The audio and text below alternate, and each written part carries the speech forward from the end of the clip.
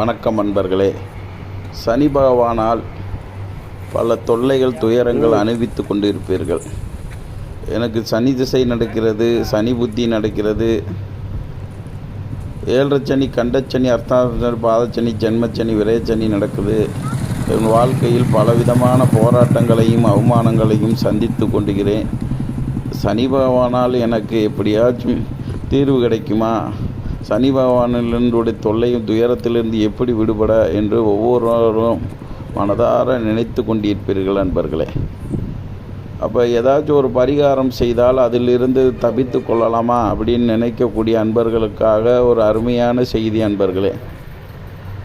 அதாவது சனி பகவானுடைய பிடியிலிருந்து தப்பிக்கணும்னா ஆஞ்சநேயர் வழிபாடு மிகவும் முக்கியமானது.